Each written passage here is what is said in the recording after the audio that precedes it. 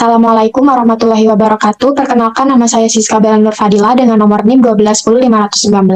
Saya perwakilan dari kelompok 2. Di sini saya dan teman-teman saya akan membahas tentang pencegahan seksual pada remaja. Sebelumnya saya akan perkenalkan anggota-anggota kelompok saya. Dipersilahkan untuk memperkenalkan diri.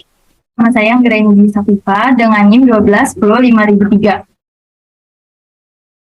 Perkenalkan, nama saya Sabrina Agustinova dengan NIM 1210517. Perkenalkan, nama saya Sari Widyaningsi dengan NIM 1210518. Perkenalkan, nama saya Sani Sepedianti dengan NIM 1210521. Perkenalkan, nama saya Atri Winikomalahati dengan NIM 1210525. Perkenalkan, nama saya Andriani dengan NIM 1210550. Saya dan rekan-rekan saya akan membahas atau mendiskusikan tentang pencegahan seksual pada remaja.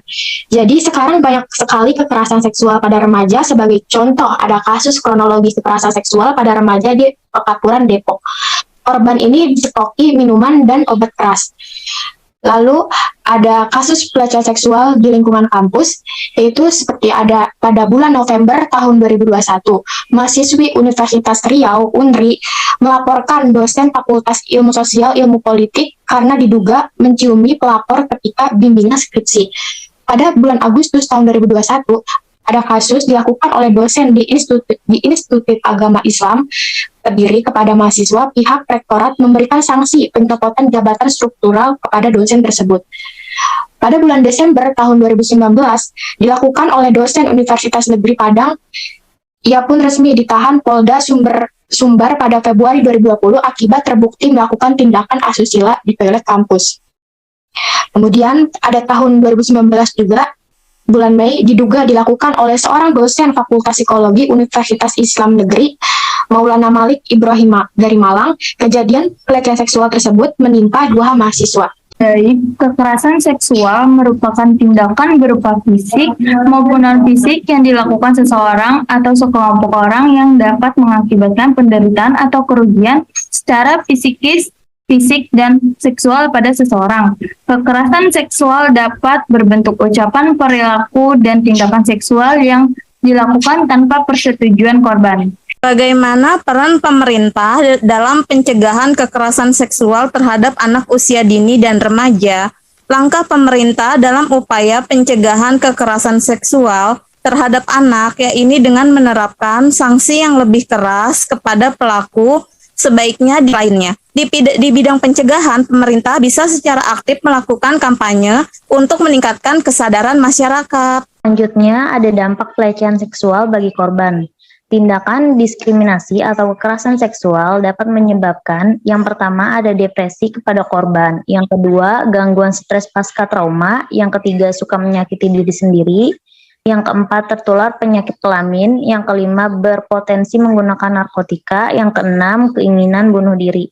Faktor penyebab perilaku kekerasan menurut teorinya adalah faktor pribadi dan faktor sosial.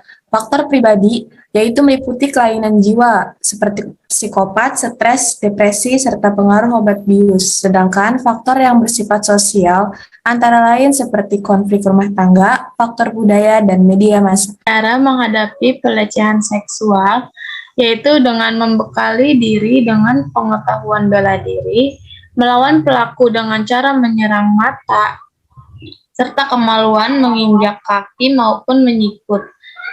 Melaporkan kepada pihak yang berwenang, bersikap tegas saat merasa tidak nyaman, serta berteriak sekencang mungkin dan lari pada saat terjadinya kekerasan seksual. Lalu ada solusi untuk melindungi remaja dari kekerasan seksual, itu bisa dengan mengajak para remaja untuk melindungi tubuhnya. Lalu dengan remaja pada saat keluar malam di tempat sepi disarankan untuk tidak sendiri, bisa dekat dengan orang tua dalam segala situasi, lalu berpakaian yang sopan dan ingatkan untuk berhati-hati dalam bergaul di dunia maya, serta mengajarkan tentang kesehatan reproduksi. Perundang-undangan atau jerat hukum bagi pelaku kekerasan seksual, yaitu seperti ancaman penjara buat pelaku minimal 5 tahun dan maksimal 15 tahun Undang-Undang Perlindungan Anak Nomor 35 Tahun 2014. Kekerasan seksual terhadap anak juga diatur dalam Undang-Undang Nomor 35 Tahun 2014 tentang perubahan atas Undang-Undang Nomor 23 Tahun 2002 tentang perlindungan anak. Aturan tersebut tertuang dalam pasal 76D dan 76E tentang pemerkosaan dan pencabulan.